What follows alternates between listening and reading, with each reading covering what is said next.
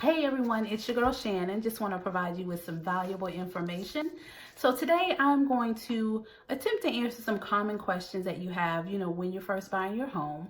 If you know anyone that this can apply to, share this video with them, leave it in the comments below. It's going to really be helpful.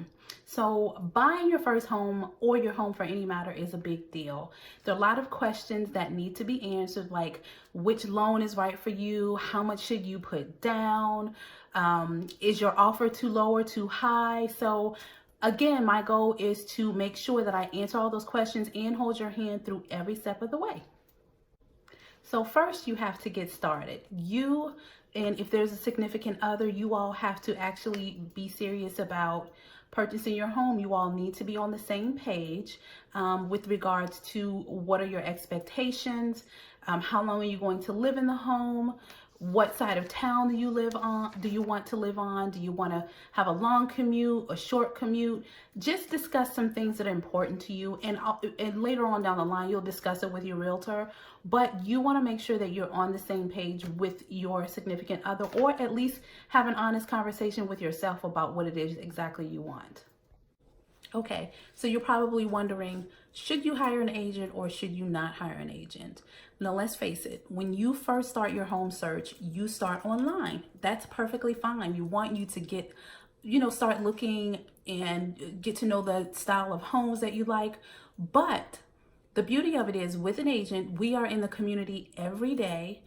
We know the ins and outs. We've been through some deals. So we can provide you some extra insight on certain geographical locations, certain things about a house that a listing site is just not going to tell you. We're here to hold your hand through this whole process. Okay, so you've been looking at houses online. You are ready to take that next step. You found that perfect agent for you and your home search. Next, you want to get a pre-approval. Now, what that pre-approval does, it shows that you are a serious buyer. It lets us know exactly how much house you can afford.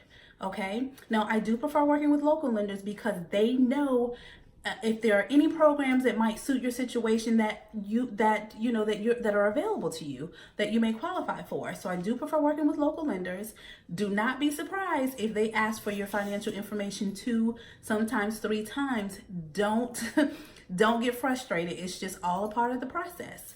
But you must get that pre-approval. We need to know what you're looking for. I would hate for you to start looking for home or start looking at homes and it's higher than the amount that you're approved for. You're going to get disappointed. So it's very important that we get that pre-approval. So I want to talk to you about open houses. Now, open houses are a great way to go view a home. You want to get to know about the neighborhood, about the seller's motivation, etc. But it can also be packed with other buyers, etc. So what I would suggest is, if you're really serious about this home, let's maximize your time. Schedule a showing with your agent. Obviously, it's going to be more one-on-one. Some of your questions will get answered more thoroughly. So it's okay to look at open houses, but just know what you're getting into. Schedule that with your agent, and that way you can get all of your questions answered. So listen, I do get questioned about this a lot. How many houses should I look at before I make an offer? Listen, it may take you 2 weeks, it may take you 2 months, but when you find your home, you will know it is going to be your home.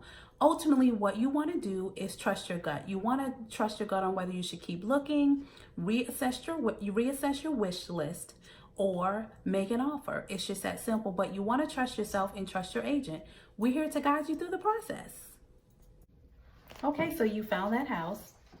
You are ready to put in an offer, right? Well, there's some things that I want you to consider, at least these 3 things. These aren't all inclusive, but at least want you to consider these 3 things. So first, let's talk about, are you willing to give the seller something other buyers will not? If you can't afford to pay top dollar, are you willing to compromise on some things without giving up any of your rights? Okay, are you willing to Be flexible with the closing dates. Are you willing to allow the seller an extra day to move out? Those are some of the things that you can do. Also, you want to think about your budget. If the market is doing really well, you could possibly get into a bidding war.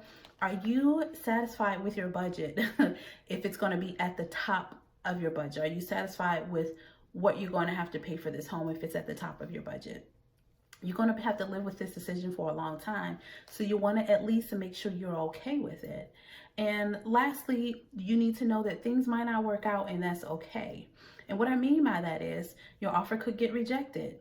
Or say, for instance, your offer does get accepted and there are a ton of issues that are found during the inspection report, or the seller is not flexible, or the seller just has a lot of contingencies. So you want to think like this, that there are other fish in the sea. So if it does get rejected, or for whatever reason we have to walk away from this home, there's always another one that's out there just for you. Keep that in mind. So I just want to say that buying a home can be a roller coaster ride. It's okay. You want to make sure that you always keep the communication open with your realtor, your significant other, whoever is going to be a decision maker. Keep the communication open and look at it this way. You are lucky enough to be able to purchase your own little kingdom, and that's a good thing. So let's go on this ride together. I look forward to helping you out. You know, you can always shoot me a text, shoot me an email, shoot me a DM. I'd love to be your agent. Let's get it going.